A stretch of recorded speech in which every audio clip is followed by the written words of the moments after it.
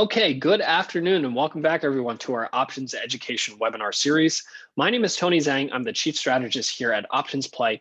And today we're embarking on our intermediate options trading course. And today we're here to talk about how to add leverage to your trading account with limited risk, because when we talk about options or when we talk about leverage, we usually think of leverage as this double-edged sword. It can work in your favor if you get the direction right, but can really hurt your portfolio if you get the direction wrong. So options, especially debit spreads, provide us with an opportunity to leverage our capital so that we get the upside if we're right on the directional view, but on the same token, have limited losses if the trade goes against us.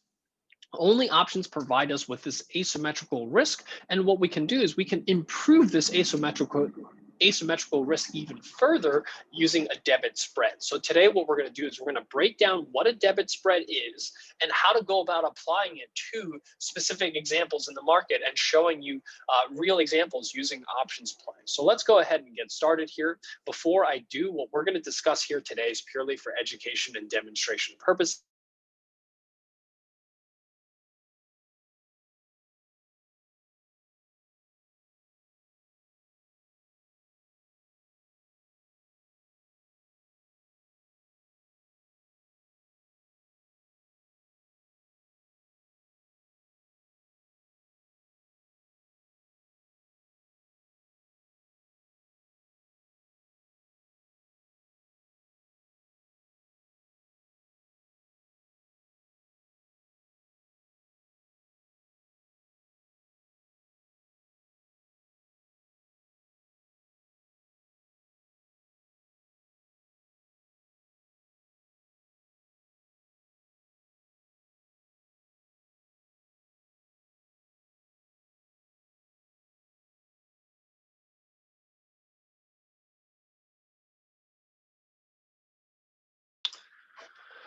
Okay, I apologize for that interruption. Some of the challenges of working from home. Can everyone hear me loud and clear? If you can please type yes into the chat window. Okay, perfect. Again, I apologize for that. But what I was saying is that over the summer, we launched a series of what we call the market outlook sessions when we were not doing the options education over the summer. We got a lot of feedback from investors asking us to bring that back. So I'm really excited to announce that we are going to start doing monthly market outlook sessions. And I have a very special one next Monday to launch it off with Steve Sosnick, the chief strategist of Interactive Brokers. We're going to talk a little bit about the markets together, what we see from an opportunity perspective, especially post the US elections, and also giving everyone a bit of a preview of the Interactive Brokers platform.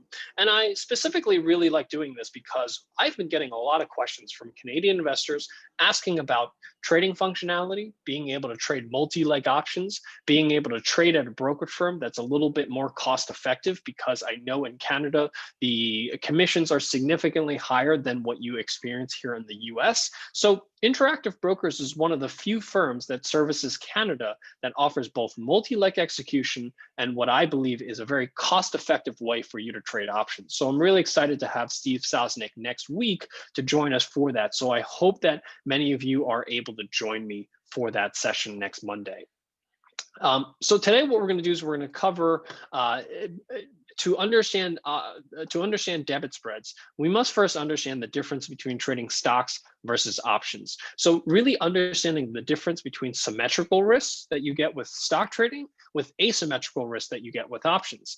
Once you understand that, we can talk a little bit about the basics of buying calls and puts and how you can leverage options to your advantage and get that asymmetrical risk. But most importantly, we want to talk about how we can then trade debit spreads that give us the advantages of that asymmetrical risk that we're talking about, but do so in a way that further optimizes it, meaning reduces our risk further, increases our leverage even more, and actually increase our probability of profits. So In order to understand that, we really need to go from stock trading to basics to more advanced strategy. Once we understand the strategy itself, I do want to spend a few minutes talking about option Greeks. A lot of investors ask us about option Greeks, and I think this is a very appropriate time to introduce it so that you have a better understanding of how they work. And then we're going to try to go through as many examples as possible using real examples and then open this up for Q&A at the very end. So let's go ahead and get started. But the primary question that I want to help investors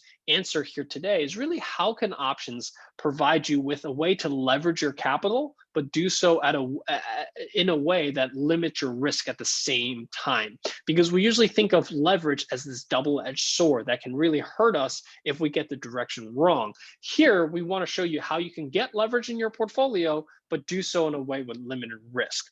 So let's go ahead and get started. Now, my name is Tony Zhang. I'm the chief strategist here at OptionsPlay. I want to walk you through one of my favorite strategies, debit spreads, that allow me to take strong directional views. So when I think that a stock is going to make a move in a particular direction, why I use debit spreads for that directional view more than any other strategy. So to understand this, let's first talk about stock trading. And the reason I want to talk about stock trading, because stock trading is the only asset class the only equity asset class that allows us to take what I consider a pure bullish or a pure bearish exposure. What do I mean by that? A pure bullish exposure is the ability to make profits as soon as the stock goes higher, even by a single penny. The only way to do that is by buying the stock. When you buy the stock, if the stock goes up by a penny, you make a penny. If the stock goes down by a penny, you lose a penny. It's symmetrical risk, and you get immediate gains if you get the direction correct. That's what we call pure bullish exposure. Now, this is also what we call symmetrical exposure, meaning if you buy one share of the stock and the stock goes up by $1, you make $1. If that same share goes down by $1, you lose $1. So you know exactly how much money you would make or lose depending on the outlook that you have on the stock. So if you think the stock's going to go from 100 to 110, you know you'll make exactly $10 a share.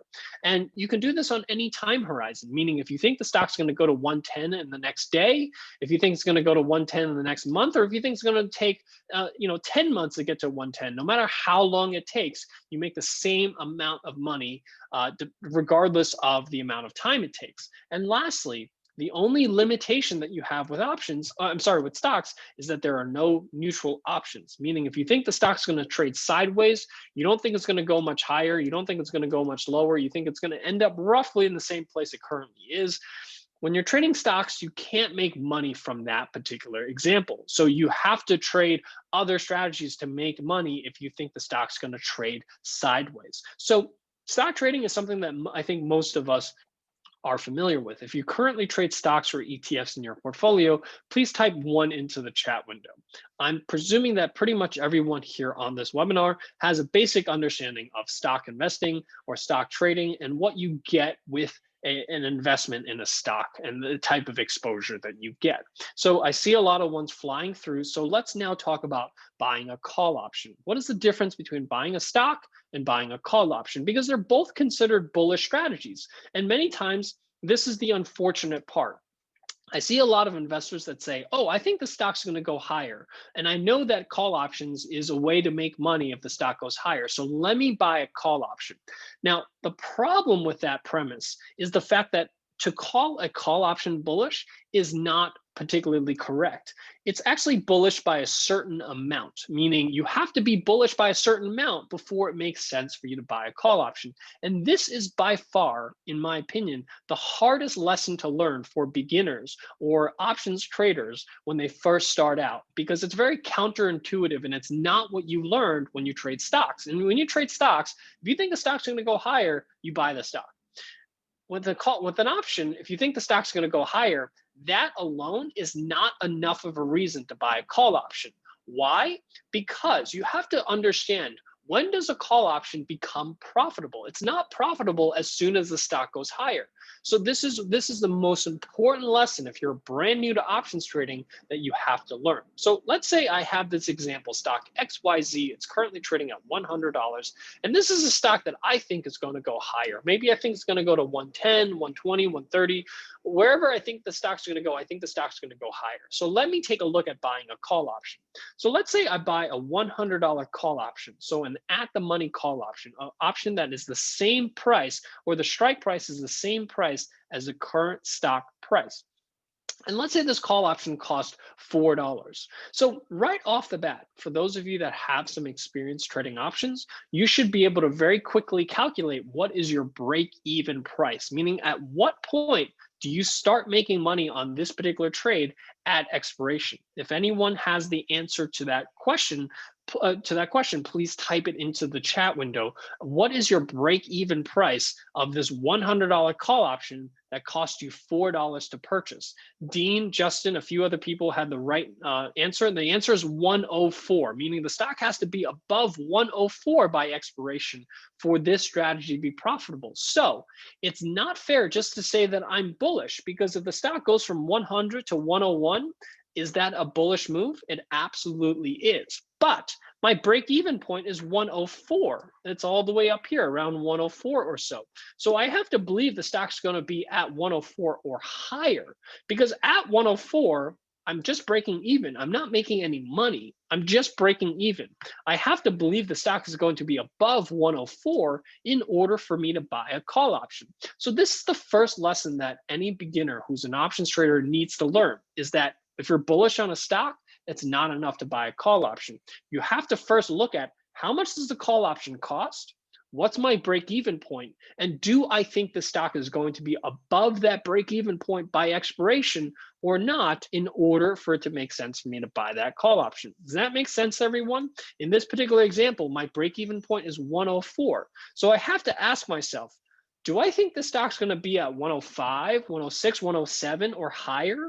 Because if it does, then it makes sense for me to buy this call option. If I think the stock's only going to go to maybe 102 and a half, does it make sense for me to buy the call option? The answer is no, because it hasn't reached my break-even price. I would actually lose money if the stock goes higher to 102 and a half by expiration and it ends up at 102 and a half. I would actually lose money. That's very counterintuitive for someone who's a stock trader, who's used to, if the stock goes higher, you make money. Here is a vehicle where you can make money, but if the stock doesn't go far enough, you actually lose money. This is by far, I think, the most disheartening thing for a lot of beginners who are trading options, who buy their first call option, not really knowing this, seeing that the stock went higher, but at expiration, see that they have a loss in that trade. And they always come screaming, saying, how come I bought this call option that you told me it was bullish? How come I lost money even though the stock went higher? It's because you didn't overcome the break-even price. And this is by far the biggest challenge to buying any type of option, is the fact that you need to overcome this break-even price before you're profitable. It's not every day that we come across a stock that we know is going to make a big move to the upside. So that's the biggest challenge with buying option. Now, what's the upside to all of this? The upside is the fact that if you bought a $100 stock normally and you thought the stock's going to go higher, but instead that stock moved lower, guess what? When you buy a stock, the further it goes lower, the more money you lose. But the benefit of a call option is that the further the stock goes, no matter what happens, the most you can risk is what you paid for that call option. So in this particular case, on a $100 stock, I'm only risking 4% of the stock price to buy this call option. So no matter what happens, if the stock goes lower and lower and lower, I only lose $4.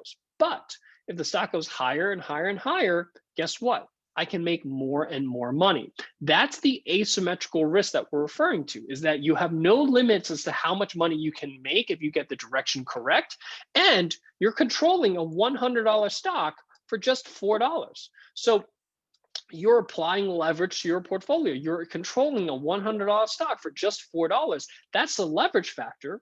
And to the downside, if you get the direction wrong, the most you can lose is $4 a share. That is the asymmetrical risk that attracts most investors to looking at options for their portfolio.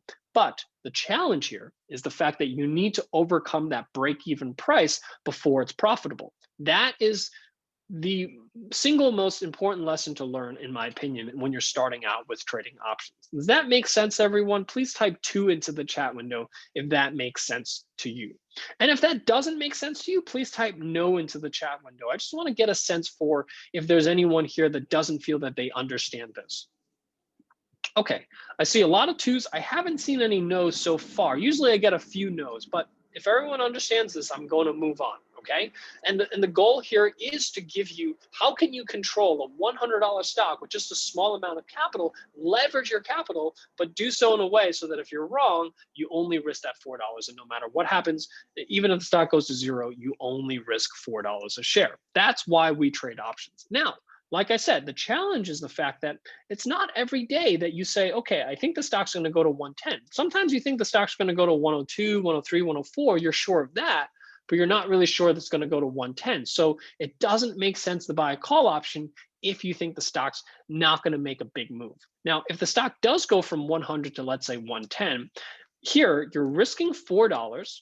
How much money do you make if the stock goes from 100 to 110? If anyone has the answer to that, please type them into the chat window. How much money do you make if you buy this $100 call option for $4 and the stock goes to 110? And the answer is $6 per share, or $600 per contract. So you're risking 4 to make 6. So that risk reward ratio, or that return, is 150% return on your capital. Now, this is a 10% move in the underlying stock. A 10% move from 100 to 110 is a 10% move in the underlying stock, but your investment returned 150% return in this particular scenario. That is the leverage factor that we're talking about. What you normally would make a 10% return on, now you're making 150% return on. And if the stock goes to lower, no matter what happens, you can only risk 4% of the underlying stock price. That is the asymmetrical risk that we're all seeking when we're using options as a vehicle to speculate. Now, like I said, the biggest challenge is the fact that you have to overcome that break-even point. So the question is, can we do anything to lower that break-even point, perhaps even lower the risk that we're taking, and maybe even increase our leverage even further? And that's where you can turn to the creativity of options to create a strategy like that. And that's exactly what a debit spread does. So just to break down what a debit spread is doing, you're doing the same example, stock XYZ trading at $100. Let's say you think this stock is going to go from 100 to 110. So you think the stock is going to make a 10% move to the upside. So in the first example we talked about, you can buy a $100 call option, pay $4 for it, and risk roughly $4 to try to make 6 if that trade works out, right? So that's 150% return, as we showed you before.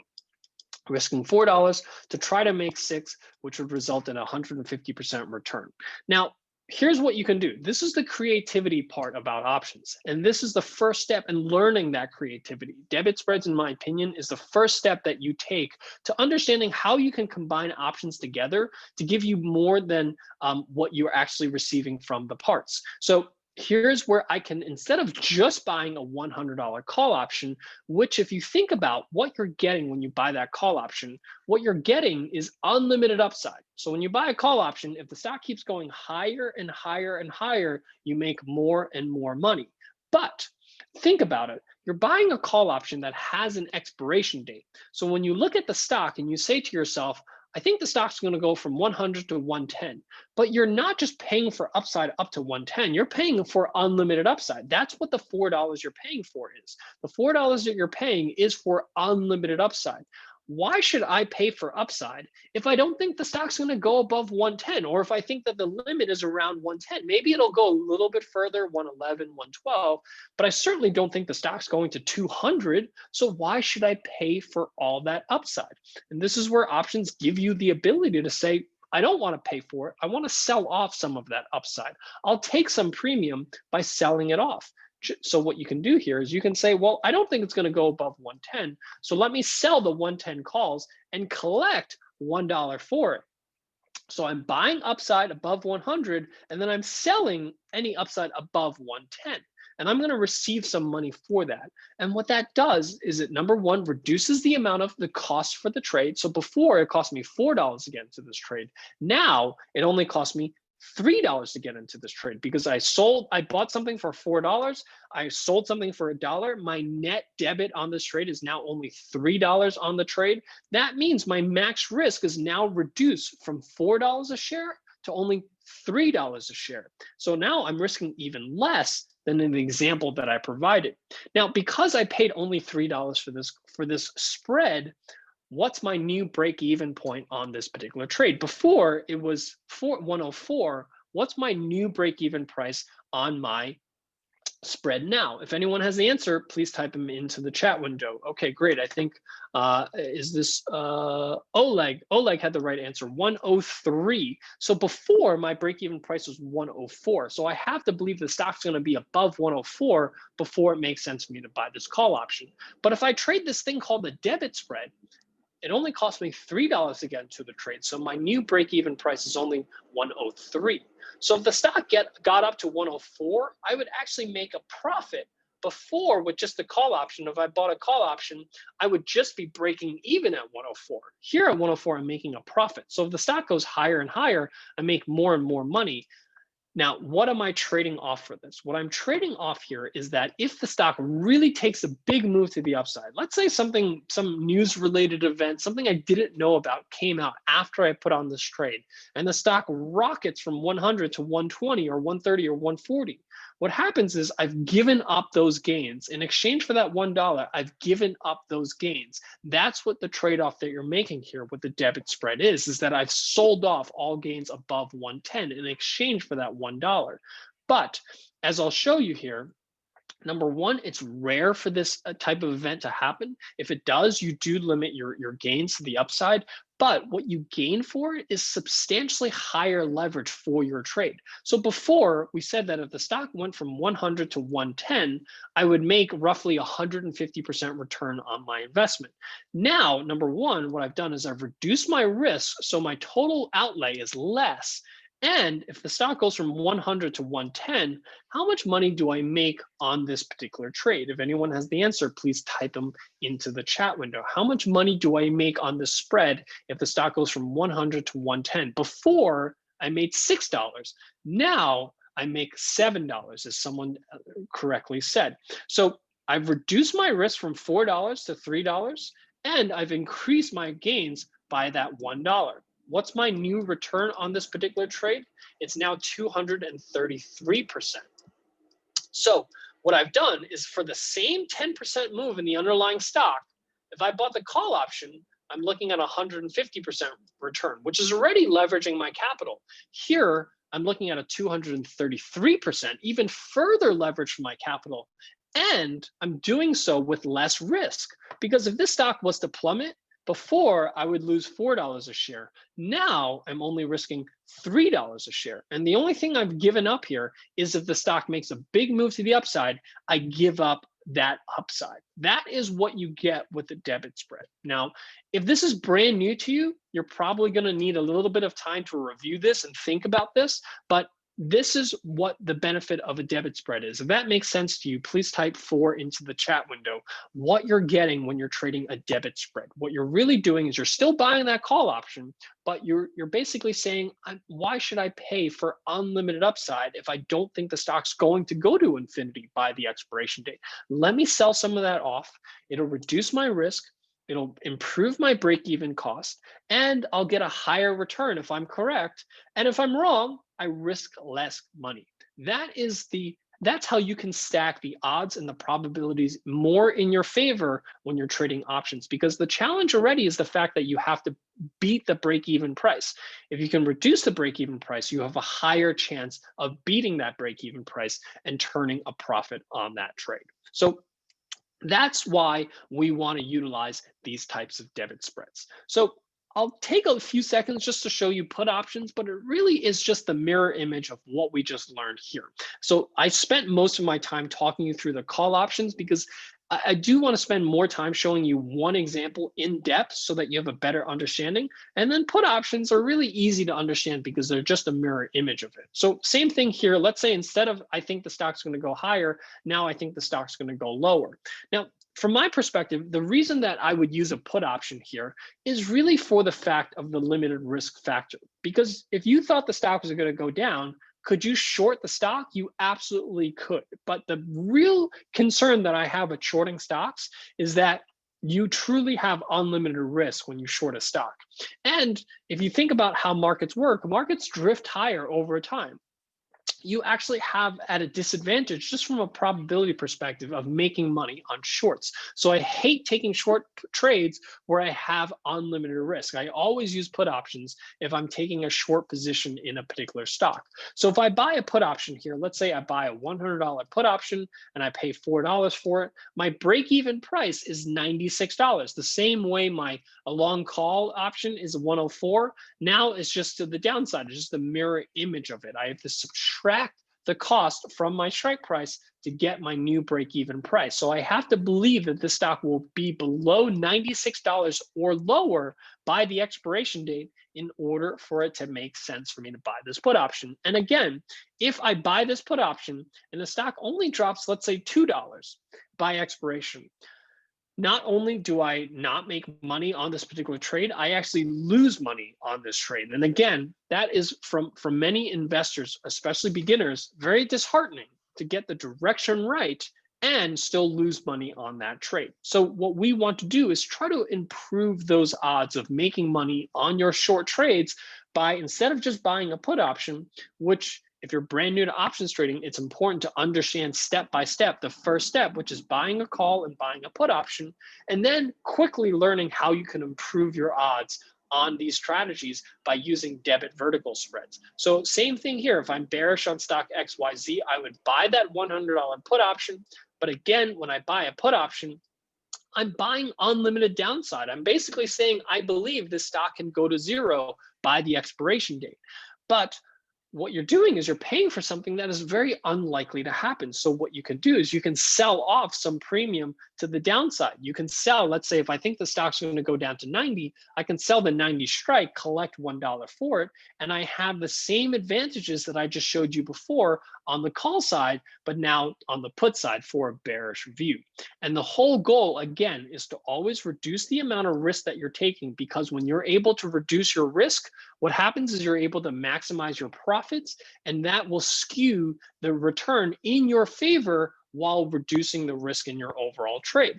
And whenever you're able to improve your break-even point from $96 down to $97, you simply have a higher probability of profit, because there's a higher chance that the stock can be below 97 than for the stock to be below 96 at expiration. The further your break-even price, the lower the probability of profit. So the goal is to bring your break-even price as close to the current price as possible, because the closer the break-even price is to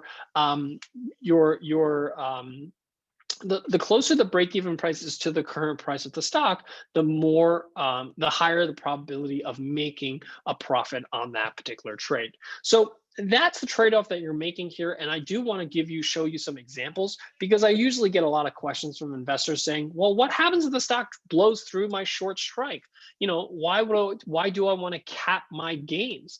And I want to show you some examples. This is just how far the stock really needs to blow through your short strike, where you actually make more money from just buying the put versus a debit spread. But this is, by all accounts, the most important thing to learn is, what does a debit spread actually do for you?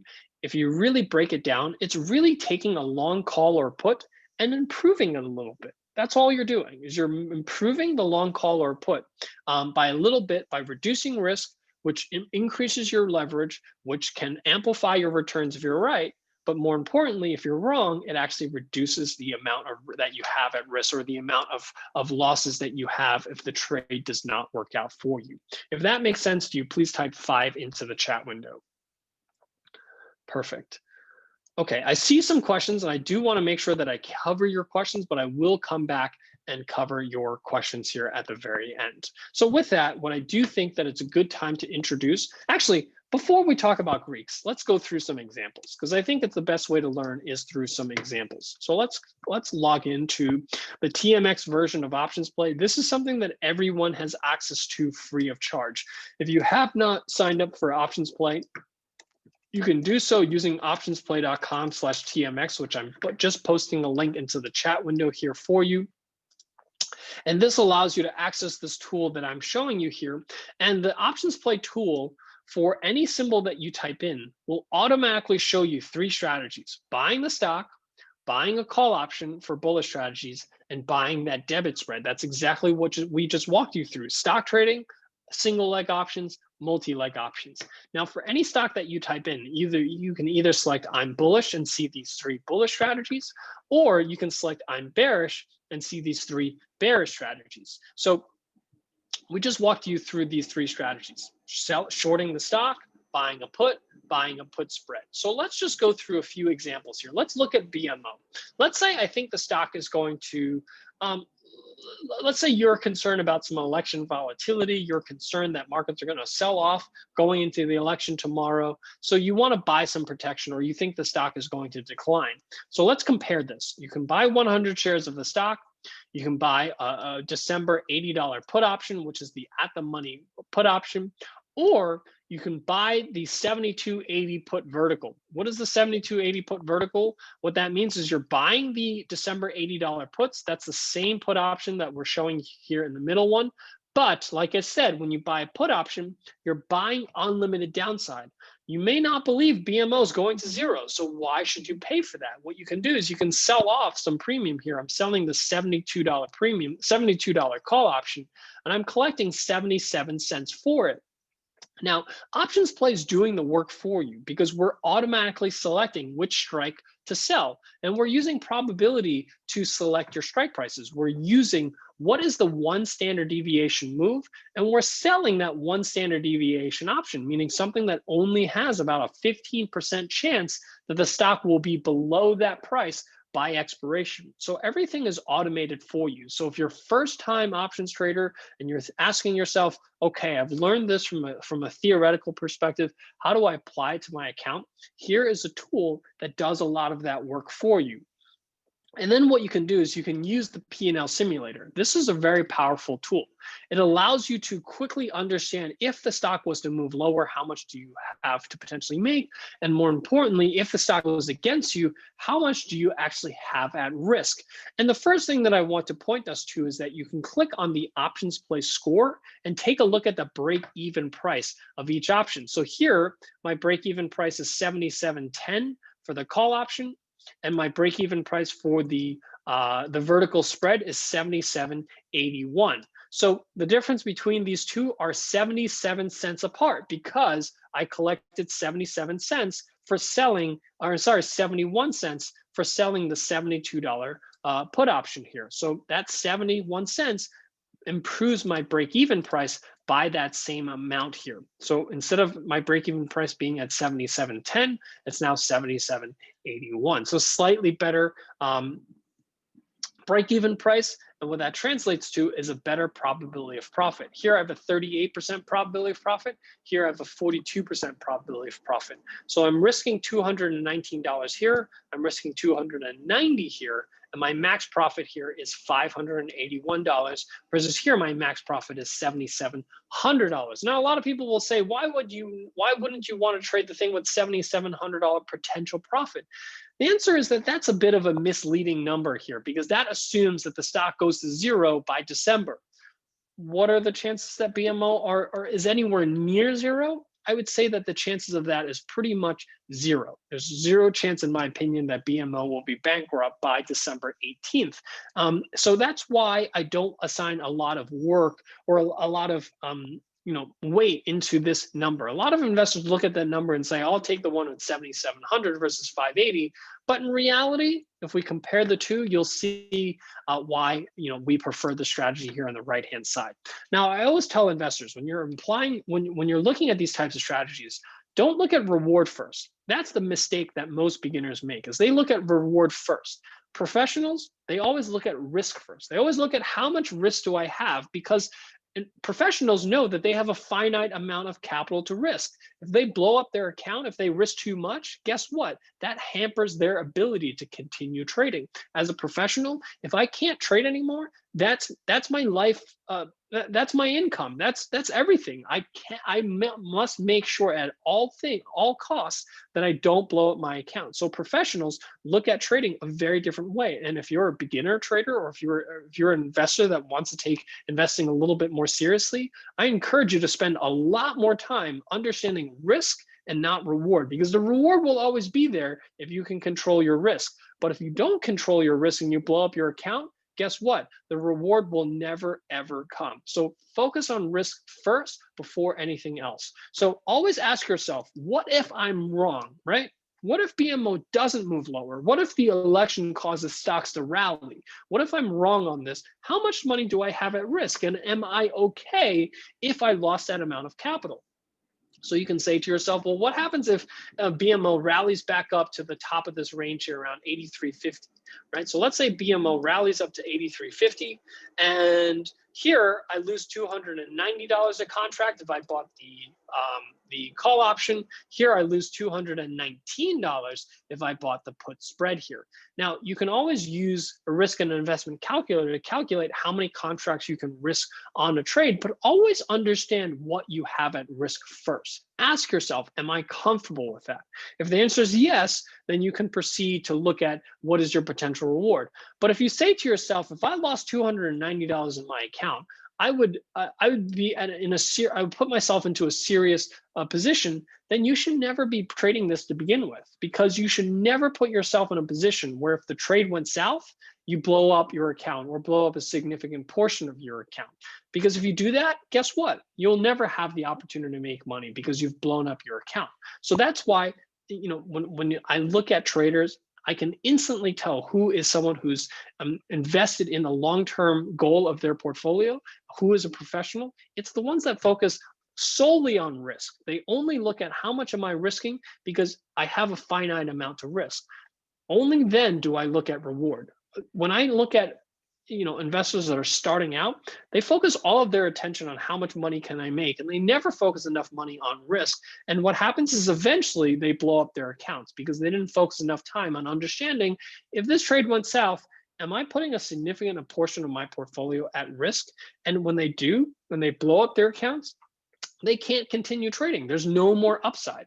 So that is, I think, one of the most important lessons to learn as a beginner is focusing on the right thing as an investor. And tools like OptionsPlay, number one, is designed to help you set up your trades. So no matter what symbol you type in, whether you're bullish or bearish on the stock, you can quickly type in a symbol and instantly be able to get a bullish or bearish view, and quickly be able to take a look at bullish strategies or bearish strategies that are already designed for you with the expiration dates and strike prices picked for you. And all you have to do is use the P&L simulator, see how much you have at risk if the trade goes south, how much do you have to gain if the trade goes in your favor, and be able to, from that, make a decision as to which is the right strategy for you.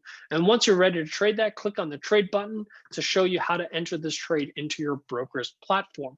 Now, I know a lot of you are trading at brokerage firms that may not support multi-leg trading. That's why I think it's so important for many of you to participate in next week's session on Monday with Steve Sosnick, where he's going to spend a little bit of time showing you the interactive brokerage platform and showing you how you can enter these multi-leg trades and execute them electronically using interactive brokers in a low-cost way. So that's how you can use the OptionsPlay tool, which again, all of you have access to free of charge as a Canadian resident.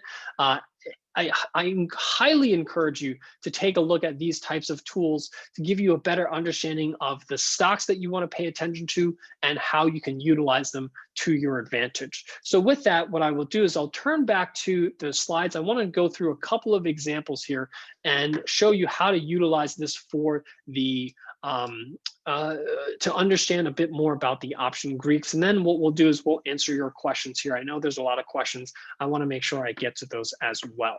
So the first thing I want to talk about is delta.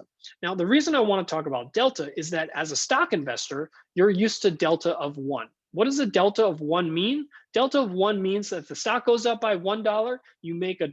If the stock goes down by $1, you lose $1. So it's a ratio of 1 to 1. If the stock goes up by a certain amount, that's the exact amount that you'll make. If it goes down by that same amount, you lose that same amount. So the delta of 1 refers to the ratio of the stock price to your profits. Now, when you're trading an option, your delta is not 1. Your delta actually changes. When we look at delta, delta actually looks like a curve. It looks like this. So what that means is that if you're buying a call option, let's say you buy a $100 call option when the stock is trading at, let's say, $90, what you have is a very low delta. The delta here might be 0.1, which means that for every $1 the stock goes up by, so from 90 to 91, what you make normally with the stock trade is you make $1.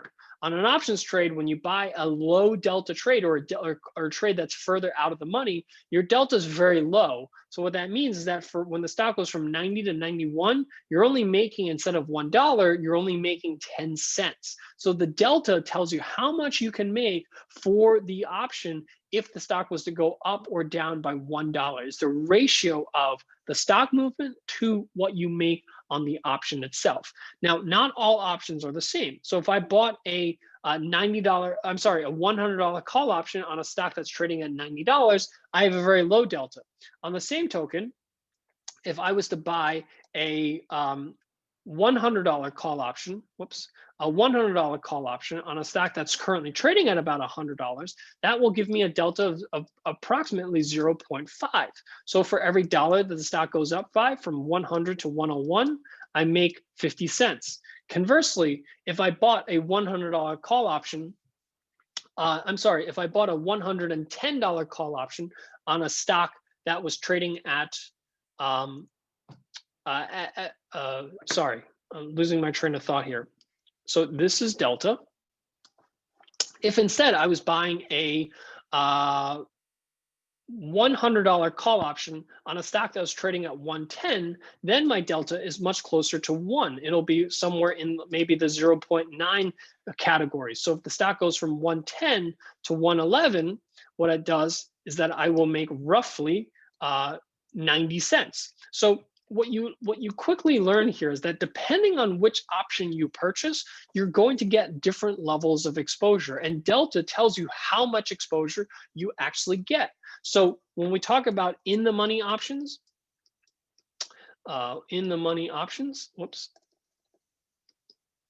this has a high delta, so close to 1. When we talk about an at the money option, this has a delta of close to 0.5.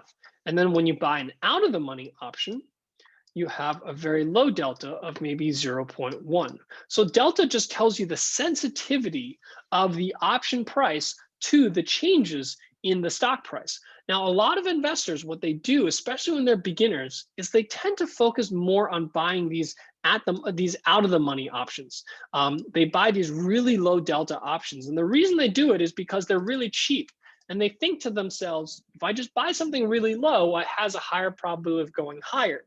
But that is actually one of the most counterintuitive parts about trading options, is that you generally actually, when you're buying options, you actually want to buy something that's slightly in the money, somewhere around this 100, 101, 102 area, because what that's going to be able to provide you with is a higher delta, higher exposure. So if the stock goes higher, you make a substantial amount of capital. Because if you buy this really far out of the money option, yes, it's really cheap, but when the stock moves higher, you also don't make very much money on that particular trade. So this is really one of the more counterintuitive parts about options, is the fact that the exposure that you get changes depending on the option that you purchase. And then subsequently, if the stock makes a big move to the upside or to the downside, that will also change your delta. Now, one of the beauties of the fact of delta when you're buying options is that it changes. It changes in your favor when you get the direction right, and it also changes in your favor when you get the direction wrong. Because a lot of investors ask, how does this actual asymmetrical risk work, right? How do you just get leverage when you're right, and how do you get limited risk if you're wrong? It really comes all down to gamma. Gamma changes the delta of an option as you approach one end of the extreme. So as you get more and more right on a trade, so if let's say you buy a $100 call option and the stock starts going higher and higher and higher, guess what? Delta actually starts to increase. So at first you might make 50 cents on the dollar, but as you get more right, meaning effectively as you get the direction of the stock right, you actually start making more per dollar. And when you start making more per dollar, this is how you get this asymmetrical risk. That's how you can make more and more money if the trade goes in your favor. But if the stock was to go against you, if the stock, instead of going higher, starts moving lower, what gamma does is it starts reducing delta. It starts to reduce the amount of capital that you're losing for every dollar the stock goes down. Eventually, it basically approaches zero. So on this end of the extreme, it approaches 1, which gives you this hockey stick all the way to the infinity. But as you get closer to 0, or as the stock goes against you, you approach 0. So no matter what happens, even when the stock keeps going lower and lower and lower, you're not losing any more money. It all comes down to gamma. So when we talk about this asymmetrical risk, it's really gamma that's providing us this asymmetrical risk. And lastly, theta. Theta is the thing that works against us. So when we talk about an option having a delta like this, what happens is as you approach expiration, it gets closer and closer to this green line. The green line is what you experience at expiration. The curved line is what you experience if the stock was to make a big move on this specific date. But as you get closer and closer to expiration, the curve starts to approach the green line. So the decay that you experience is actually happening is happening each day that you hold on to it. So theta tells us how much we're actually losing per day. And what you actually notice when you look at the curve here, I'm going to try to draw one as close to reality as possible. And what you start to see is that when you buy it really far in the money option or really far out of the money option, the decay is actually smallest. You actually have the most decay with at the money options. So out of the money options have very low decay.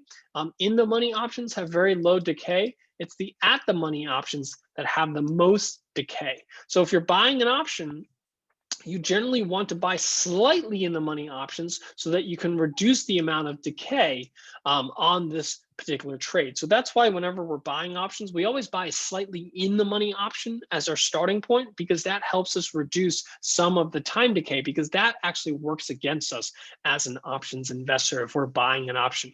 The time decay, the loss that you have on the option is what works against us. And we're always trying to fight this time decay. And that's part of why we trade vertical spreads, because when we trade a vertical spread, not only are we buying an option, which has time decay, that has time decay that works against us, but we also sell an option which actually has time decay working in our favor. So this is one of the ways that we're able to reduce the cost of that trade, reduce the risk of the overall trade, is by using this time decay to our advantage. So that covers what I wanted to share with you here today. I hope that this was useful in giving you a better understanding of the OptionsPlay tool and how to utilize this service for your investments. At this point, what I'll do is I'll open this up for Q&A. And allow you guys to ask some questions here regarding anything that we went over here today.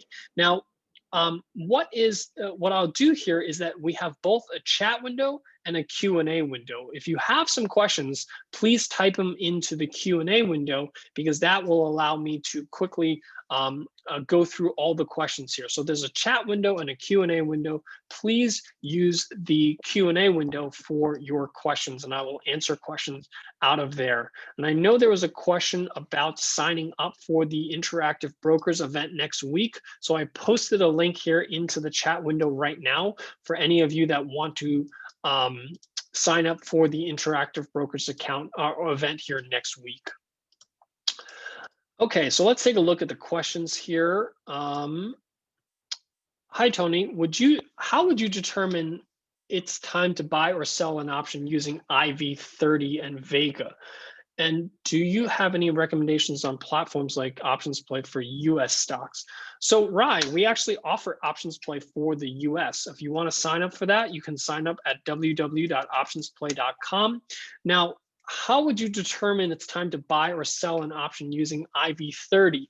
So IV30 is a measure of the average implied volatility of the 30-day option. That in itself is not a good enough reason to buy or sell an option, because when you buy and sell an option, yes, you get exposure to Vega, but your Vega exposure is pretty small compared to your Delta exposure. Your Delta exposure is heavily dependent on your directional view. So Rai, whenever you're trading an option, you must first look at your directional view. Vega is a small component of your P&L, but it's small compared to the delta component. Delta is going to have a much larger effect on the value of your options. So for example, if Air Canada was to go from $15 down to $14, it's going to have a very large impact on your P&L. So at $15, I lose 113. At $14, that $1 move, I'm looking at about only a $22 loss. So I'm looking at about a $100 swing from just a $1 move in the underlying stock. But look at Vega. Vega's currently at 81%. This one's pretty high. Even if Vega was to move, let's say even if Vega was to move a fair amount, which from 81 to 71, which is a pretty big move from an IV perspective, look at how big of a difference the profit makes. It goes from $19 to about $14. So we're only talking about a $5 difference. So the delta component had about a 20 times bigger factor than Vega, which is why I always encourage users, and this tends to happen for investors who are just learning about IV, is they focus on IV too much. IV is important, but it's only a small component of your trade. Delta, the directional view of your stock, is going to have a much larger impact. So even if IV and Vega all lined up and it was perfect, but you got the direction wrong, guess what? The direction is going to cause hundreds of dollars of losses for you, while volatility might produce $10 or $20 in gains in your favor. That's not enough to offset the directional loss. So always focus on direction first, then look at volatility. If you get the direction first and then you look at volatility, you generally want to sell volatility when IV30 is high, and you want to buy volatility when IV30 is low. Channy is asking, the call you sold, isn't the buyer going to exercise and you'll have the right to provide the stock? So generally speaking, with these types of options, you don't have to worry about exercise here. So the question was, in this particular case, if I sold the 110 call, would I not have to worry about exercise? The answer is no, because if the stock, first of all, I only have to worry about exercise if the stock is above 110. And even if the stock was to be exercised on the short leg, what I can do is I can now take my long leg, I can exercise my $100 call option and satisfy the stock that I have to sell in order to satisfy the assignment. So you never have to worry about short or assignment risk on a debit spread, because for you to be a short assign on the short leg, that means the long leg is already in the money, and you can also at the same time exercise your long leg to satisfy that. If the price went to zero, does that translate to unlimited risk with the put debit spread on the example that you gave? No. So if the stock goes to zero, you make the full $7. You make the $7 profit if the stock goes to zero. Laurent is saying pop should not be more than 50% to hope to be profitable. I'm not sure what you mean by that, Laurent. Pop can be anything and you can be profitable. Pop just shows you what is the probability of profit at expiration if you were to hold it to expiration. But pop, really, you can be profitable at all times, regardless of what pop is. What is a good percentage of stock at risk when playing through option? We generally recommend no more than 1 to 2% of your entire account should ever be at risk on any single options trade. So if you have a $10,000 portfolio, you should never risk more than $200 on each individual trade. If you have a $100,000 portfolio, that's $2,000 that you can risk on each individual trade. So I have a special webinar just on that alone. So for those of you that want to follow us on YouTube, I have one just on risk management where we talk through the math and the numbers as to why that exists. Michelle is saying, thanks, Tony, for your presentation. For a debit vertical spread, what should be the typical risk to reward ratio should you aim for? So we tend to find for most of these, usually 2 to 1 is on average what you'll find here. So risking $3 to make $7 is pretty close to 2 to 1. If you can get slightly better than 2 to 1, that's the general risk reward ratio you will typically see with the debit spread. Can I use OptionsPlay with US stocks? Yes, you can. We actually have a whole service just for US stocks, so you can sign up for that at optionsplay.com. We say buying, but what about selling? So with the debit spread, you are both buying and selling at the same time. So That's exactly what we're doing. We're buying the put option and we're selling the put option at the same time. So we are doing both. How do I access the trade simulator? It's part of your OptionsPlay platform. It is the first thing on your tool when you sign up. At the very bottom of your 3 strategies, the P&L simulator, and you can use this on your OptionsPlay platform. What is the difference between the OptionsPlay score and score? The OptionsPlay score is a risk reward of the option strategy itself. So it's looking at the specific strategy that you found, and it scores the risk reward ratio. The technical score is on the stock itself. It tells you whether if the stock is underperforming or outperforming the broader markets. A stock like Air Canada is underperforming the broader market. That's why it has a technical score of very weak. In comparison, if we take a stock like, let's see, Genworth Canada, it's a very strong stock. Recently, I'm guessing this is due to earnings, the stock jumped, and you have a stock that's outperforming the market. That's why it has a score of 10. So one is based on the directional view of the stock, and the other one is based on the risk reward of the specific option strategy that you have specified. How about volatility impact on buying call options? So volatility does have an impact on buying call options, but like I said before, the impact of volatility is fairly small compared to the directional view. So if the stock was to swing higher, you make a substantial profit. If the stock was to swing lower, you make a substantial loss. But as you can see here, any major changes in volatility, even huge swings in volatility, will only usually result in a fraction of the P&L that you get from the same amount of delta exposure. So notice how a small swing in the stock goes from positive, $100 to negative $200.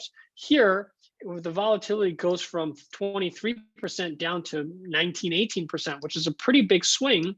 Notice how the change in P&L is maybe 20, 30 bucks in one direction or another. So volatility has an impact, but relatively small impact compared to the delta exposure that you really have. So always focus on delta first, not volatility. Explain max loss, please. I'm not sure what there is to explain other than that's the maximum that you can lose on a strategy. What would be a good delta value for you? So Richard, that depends on if you're buying or selling. Whenever you're buying, you want to buy somewhere in the 50 to 60 deltas. And then when you're selling, you want to sell somewhere in the 20 delta range. That's how we actually selecting our strike prices, is how we select these buy and sell strike prices is based on delta.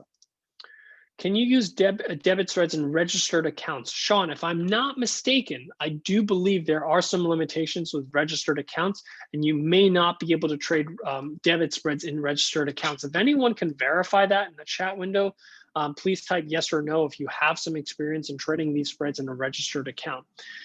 Daniel's saying, is OptionsPlay free for Canadians? Yes, the Canadian version of OptionsPlay is free of charge, courtesy of the Montreal Exchange. When to use call debit spreads versus put debit spreads, since both are bullish? They are not both bullish. A call debit spread is bullish, a put debit spread is bearish. So you would use one when you're bullish and one when you're bearish. They are not both bullish. For the vertical spreads, do you usually hold to expiration? That's a great question. The answer is no.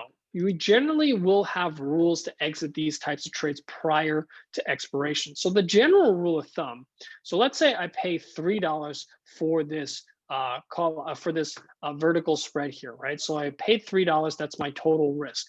We usually want to cut your losses at about 50% loss.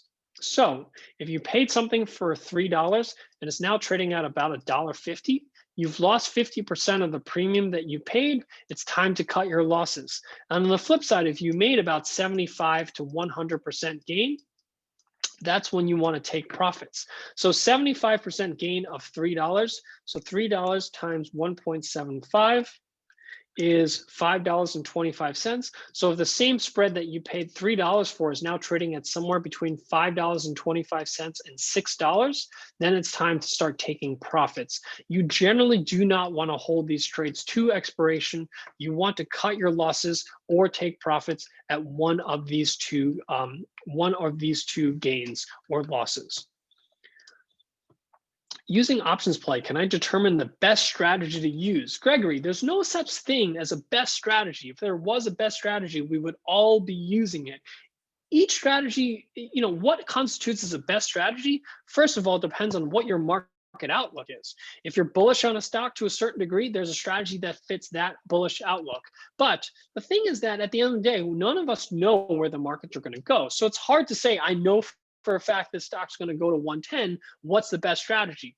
If you knew exactly where the stock was going to be, I can tell you what the best strategy is. But because we don't know where the stock is actually going to be, there's no such thing as a best strategy. If there was, we would all be using it. So what you want to use is a probability-based approach to say, in a scenario where there's an equal probability of the stock moving higher or lower, which one gives me the best risk-to-reward ratio?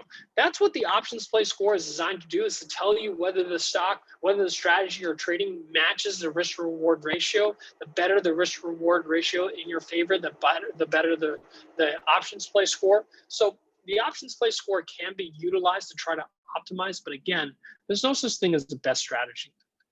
How many days before expiry do you recommend buying or selling options? We usually start about 45 days out. That's why we automatically pick the December expiration here as a starting point. Now, this is just based on what most people trade.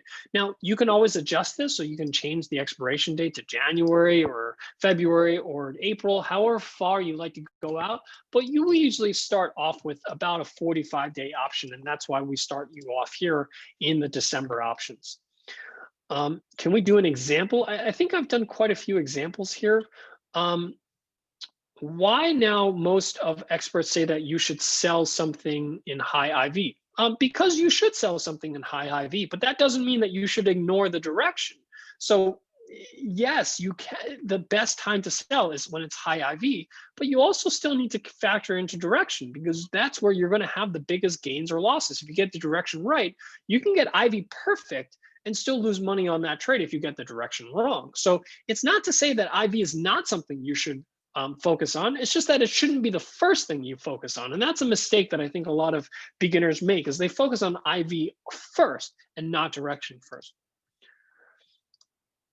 How do you sign up for the OptionsPlay screener for TMX? So you go to optionsplay.com. So and just to show everyone, if you want to sign up for this free version of OptionsPlay, you can do it using this screen here on your chart here, or this link here on your screen, which I will post into the chat window here for those of you that want to sign up for a free version of OptionsPlay.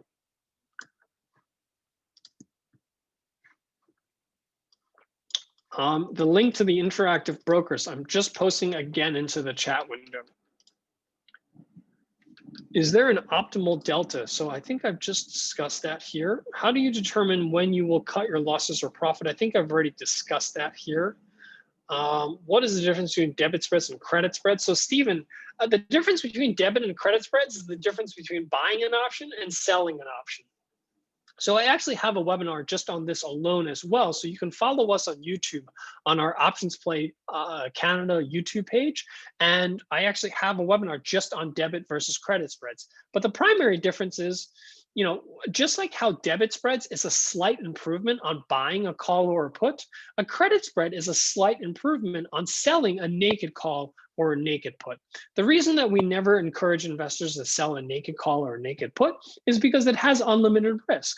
So a credit spread is basically selling a call or a put, but doing so in a way so that you can limit your risk to a defined amount. So that's the primary difference between a debit versus credit spreads. What time and day is the IB seminar? The IB seminar is next Monday at 12 p.m.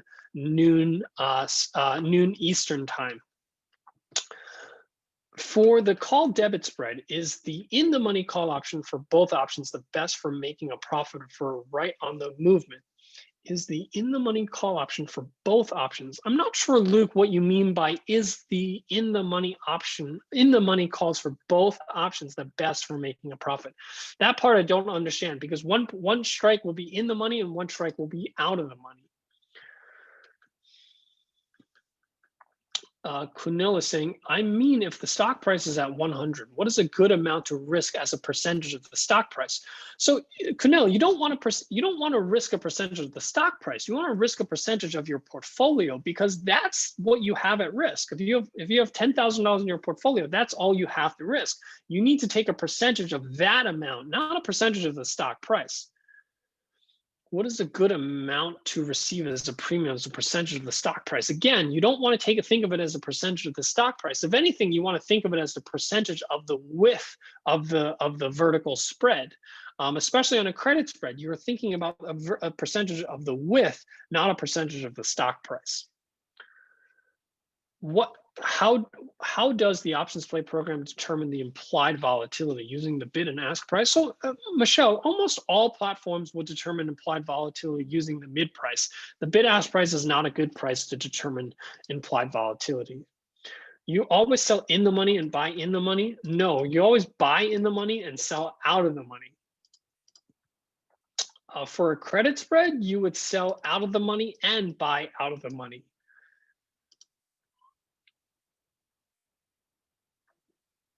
When will your system go beyond December 18th? So we go beyond December 18th. Once the December 18th contract gets to about 35 days or so, that's when the next contract becomes more suitable. Should we invest more time in underlying asset prediction as an options trader? Hossam, I would say that should be one of your primary focuses, is on the directional view of a stock. Because again, that's your biggest exposure when you're trading options, is the direction of the stock. So focus quite a bit of attention on that. Can you explain the 20 delta for selling? So you want to sell something with a low probability of that call option being in the money. So the lower the strike price you sell, the more you're capping your upside gains. So you don't want to sell something that's too close to the current price of the stock. That's why we use a 20 delta.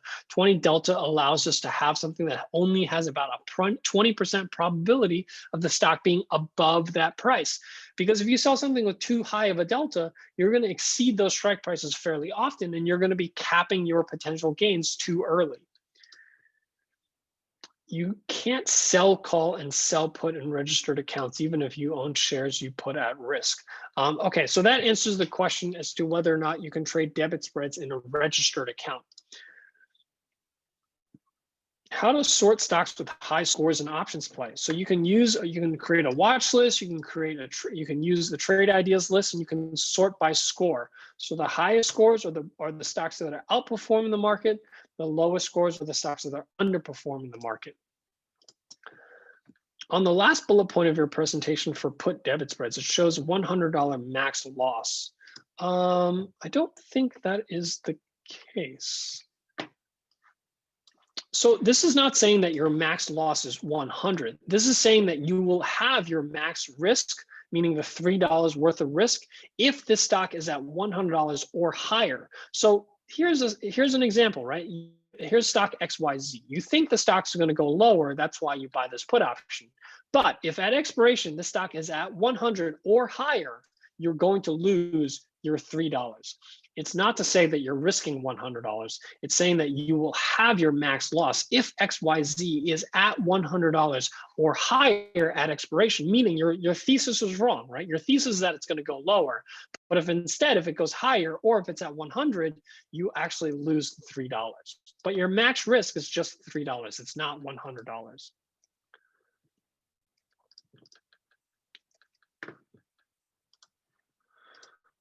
Hi, Tony. Can you use rolling put for this strategy before expire? Yeah, you can roll any option strategy before expiration. It's not just limited to this particular strategy. If the strategy is to close the contract before expiration, break-even price does not play into your consideration then, as long as the option price is already above what you paid for and sell at a profit. So Richard, your break-even price is going to change on each given day. So you're absolutely right. If you're not holding it to expiration, you don't have to worry about the specific break-even price. But the break-even price is still a factor that you need to consider, because even if, let's say, you buy this this call spread and your break-even price is not 103, but you hold the trade for a few days, your break-even price is still going to increase towards 103 the longer you hold on to it. So the longer you hold on to it, the more your break-even price will shift up to that 103 level. So you're right. It's not 103 that you generally have to worry about because you're not holding it to expiration, but you still have to worry about overcoming time decay. Where do I go on OptionsPlay for US stocks? You go to optionsplay.com. Is delta the same if option is $1 in the money or $10 in the money? No, the further in the money, the higher the delta. What happens when there's a stock split? It depends on each case. Each case is different. It depends on if it's an even split or if it's an odd split. Even splits, you tend to just get more contracts of the same strike of the same option at a half the strike price or a quarter of the strike price, whatever the split was. And if you have an uneven split, like a 2 to 3 split or a 3 to 5 split, then you get a brand new contract. Can you please explain when they fill the order for debit spreads? I'm not sure how to answer that question, Ken. If you put in an order a limit order to buy it at $3, that's the worst possible price you can get. You can either get it at $3, you can get it at $2.99. Whenever you put in a limit price, whatever you put in your limit price, that's the worst possible execution price that you can get. Sometimes you get some price improvement and you get a better price, but that's not something that happens all the time. Right, what technical indicators do you use? I use a fairly simple number of technical indicators. I use the 21 period moving average, the 50 period moving average, and I usually use RSI or CCI as my momentum indicator. And then I usually have a market breadth indicator. So some type of volume-based indicator like Chaikin money flow or accumulation distribution. I tend to focus more on accumulation distribution for market breadth. I use either CCI or RSI for momentum, and I use a moving average for trend. Those are the 3 primary indicators that I use. Nothing fancy. You know, I've been doing this for 15 years. I have seen just about every single possible indicator and charting setup you could possibly imagine under the sun, working with thousands of retail traders. From my perspective, keep it simple. The simpler it is, the easier it is for you to understand, the more likely that you're going to use the same indicators day in and day out the same way. It's usually when I see traders that have 10, 20 indicators on their charts, those are the most inconsistent traders, in my opinion, are the ones that have so many indicators that they're constantly having conflicting analysis depending on which indicator they use for that given day. You tend to find the indicators that corroborate your bias, and you don't want that. And the fewer indicators that you do, the less likely that's going to happen. Do you advise trading options for the same stock that an investor might have? I'm not sure what you mean by that. If your question is, do you advise owning a stock and then trading options on it, I don't see any issues with doing that, to be perfectly honest. One is a long-term investment in a company. One is a short-term speculation on the directional view of the short-term movement. Those two are generally separate from each other, so I don't see a reason why you can't do both. If the stock reaches only the break-even price, you lose the debit paid. If the stock reaches the break-even price, you don't make money, but you also don't lose any money. You basically break even. That's what we mean by break even. Can you explain the standard deviations in OptionsPlay? So OptionsPlay has a tool. It's called our trading range simulator. And the trading range simulator tells you the expected standard deviation or the expected trading range of a stock for any given expiration that you select. So if I select a January expiration for BMO, the expected trading range is between 71 and 87. So I expect that there's a 68% of the chance that between now and by January 15th, there's a 68% chance that the stock will be between 71 and 87. That's useful for when you're selling options. If you're selling cover calls, selling cash secured puts, and you want those calls to expire, you generally want to sell something close to that 1 standard deviation, because that has only about a 16% chance of being above 87 or a 16% chance being below 71. Okay, I think that covers most of the questions here for today. You said your risk is unlimited for naked calls or puts, but don't naked puts have a max risk of exercise price not unlimited? Howard, you're technically right that when you short a put, There is a limit as to how much money you can lose, but I can tell you, if you sold this Bank of Montreal put for, I don't know, let's say you sold the put option here for $142, and that resulted in a $7,400 loss for your $142 gain, that's going to feel pretty close to unlimited losses, in my opinion. So technically you're right, but for all intents and purposes, I consider risking $7,800 for $142 worth of gains as similar to having unlimited risk.